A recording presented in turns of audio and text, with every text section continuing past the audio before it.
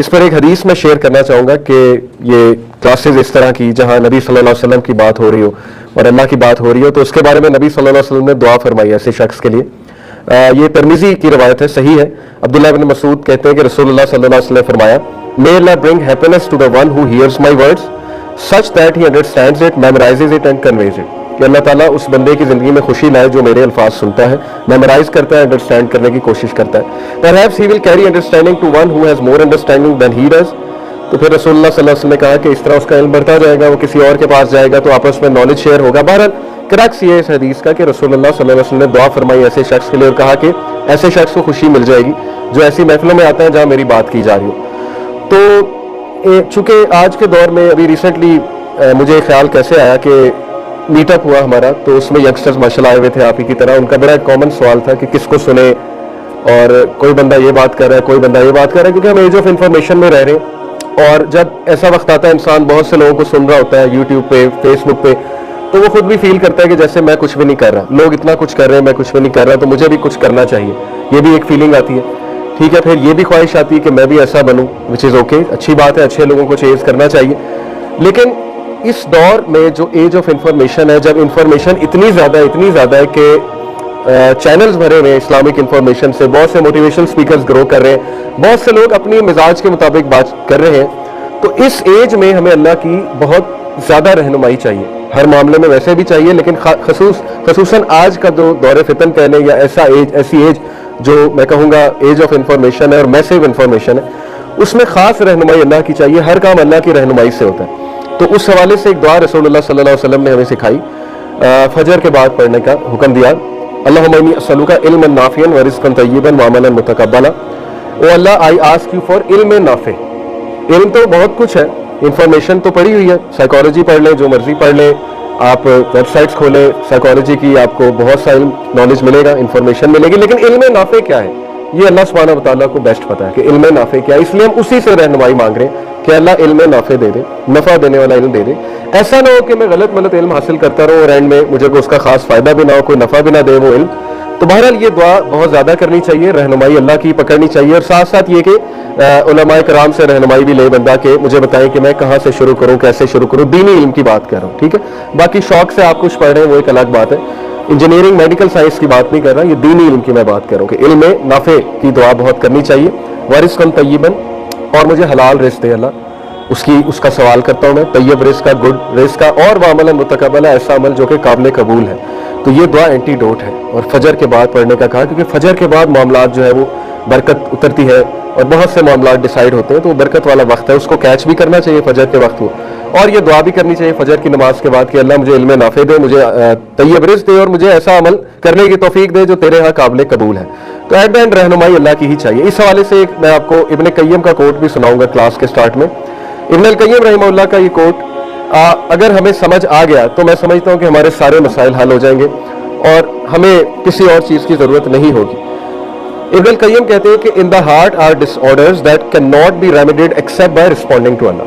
یہ جو قلب ہے نا, یہ مرکز ہے, ہر چیز کا مرکز ہی ہے. یہ جو ہمارا قلب ہے, اس میں ایک اسپرچل کور اللہ نے بنایا, ایک ایسا سینٹر بنایا ہے جو سینٹر ہماری ہر ڈیسیجن میکنگ, فیصلے, کریٹیکل تھنکنگ, تھاٹ پروسیس, ایمان, ہدایت, ہر چیز اس پر ڈیپینڈنٹ ہے, ہمارے قلب پہ ڈیپینڈنٹ ہے. اسی لیے رسول اللہ صلی اللہ علیہ وسلم نے کہا کہ انسان کے جسم میں ایک لوتھڑا ہے, ایک گوشت کا ٹکڑا ہے, اگر وہ درست ہے تو اس کے سارے معاملات درست ہیں, اگر وہ درست نہیں ہے تو پھر اس کے سارے معاملات خراب ہیں. وہ قلب ہے, وہ ہارٹ ہے. اس لیے ساری چیزیں ہارٹ سے اوریجنیٹ ہوتی ہیں. اب تو سائنٹیفک پروف بھی ہے کہ ایون تھاٹس کا تعلق ہارٹ کے ساتھ ہے, انڈائریکٹلی بہت زیادہ تعلق ہے. یہ جو اسپرچل کور اللہ نے ہمارے اندر رکھا ہے, اسی لیے ہدایت کا تعلق قلب کے ساتھ ہے. قلب کی مختلف اقسام اللہ نے بتائی. جب بھی اللہ نے بات کی نا کہ ہدایت کیوں نہیں پا رہے, تو اشارہ قلب کی طرف کیا ہے کہ ان کے دل سخت ہو گئے, دلوں کی سختی کی بات کی ہے. اوکے, اور دلوں کے ٹائپس بھی بتائی کہ کچھ دل ہیں کہ وہ انٹرنلی اتنے اچھے ہیں, اتنے گڈ ہیں کہ وہ ہدایت کو فوراً ریکگنائز کر جاتے ہیں, کچھ کو ذرا وقت لگتا ہے, کچھ میں سے جب ہدایت یعنی وہی پاس کرتی ہے تب انہیں سمجھ آتی, کچھ ایکسپیرینسز سے سیکھتے ہیں وغیرہ وغیرہ. تو قلب کی ٹائپس ہیں. یعنی مائی پوائنٹ از کہ قلب ہمارا فوکل پوائنٹ ہے, ہر چیز قلب سے اوریجنیٹ ہو رہی ہے. ہدایت کا نور بھی قلب پہ ہی آتا ہے. کہتے ہیں نا کہ اس کے دل میں نور ہے, تو ہدایت کی نورانیت جسے کہتے ہیں اس کا تعلق بھی قلب سے ہے. اسی لیے رسول اللہ صلی اللہ علیہ وسلم نے کہا کہ جب انسان کو گناہ کرتا ہے, برا عمل کرتا ہے, تو اس کے قلب پہ کالا دھبا لگ جاتا ہے, اس کے دل پہ ایک بلیک سپاٹ لگ جاتا ہے. اور اگر وہ اس سے توبہ نہیں کرتا, ریپریمنڈ نہیں کرتا اپنے ایکشنز کو, تو وہ دھبا بڑھتا جاتا ہے, یہاں تک کہ وہ سارا دل کالا ہو جاتا ہے, اور پھر ایسا جو قلب ہے وہ ریکگنائز نہیں کر پاتا, نہ نیکی اسے نیکی لگتی ہے, نہ برائی برائی لگتی ہے, ایک غافل قلب جسے آپ کہہ لیں. ٹھیک ہے, تو یہ بات. پھر دیکھیں حدیث میں آتا ہے کہ ضرورت سے زیادہ ہنسی مذاق دلوں کو سخت کر دیتا ہے, وہاں بھی دل کی طرف اشارہ ہے. ہر چیز کا تعلق قلب کے ساتھ ہے.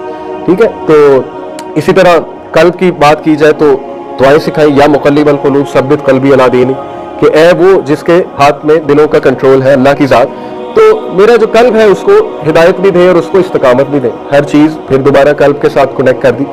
تو اس لیے یہ اس دل کی حفاظت کرنا اور ایمان اس کے اندر انٹر ہو جائے, یہ انشور کرنا کہ میں وہ کون سے اعمال کروں کہ ایمان اس کے اندر انٹر ہو جائے اور میرا دل ہدایت کی نورانیت سے جو ہے وہ لبریز ہو جائے, یہ ہے اصل میں سوچنے والی باتیں کہ وہ کیا چیزیں ہیں جس سے دل نرم پڑے اور میرا دل کہیں سخت نہ ہو جائے, اور میں ریفلیکشن بھی کروں, سیلف ریفلیکشن بھی کروں, سیکھوں بھی اپنے ایکسپیرینس سے وغیرہ وغیرہ. یہ سارے جو ہے وہ معاملات ہیں. تو ابن القیم نے قلب کی بات کی, بہت خوبصورت بات. انہوں نے کہا یہ جو قلب ہے نا, اس میں کچھ ڈس آرڈرز ہیں that cannot be remitted except by responding to Allah, اور یہ ڈس آرڈرز نہیں ٹھیک ہو سکتے جب تک اللہ کو آپ رسپونڈ نہیں کریں گے. رسپونڈ سے کیا مراد ہے کہ جب اللہ بلا رہا ہے تو رسپونڈ کرو, اور اللہ 5 وقت تو بلاتا ہی ہے, ویسے بھی اللہ بلا رہا ہے. تہجد کے ٹائم پہ بھی آسمان پہ, پہلے آسمان پہ اللہ آتا ہے کہ کوئی ہے جو رسپونڈ کرے گا مجھے, کوئی ہے کہ جو چاہتا ہے کہ اس کی دعا قبول ہو جائے تو آ جاؤ. تو اللہ کو رسپونڈ جب تک نہیں یہ قلب کرے گا, اس کے مسئلے حل, اس کے ڈس آرڈر, یہ کون سے ڈس آرڈرز ہیں واللہ عالم, لیکن یہ حل نہیں ہونے والے.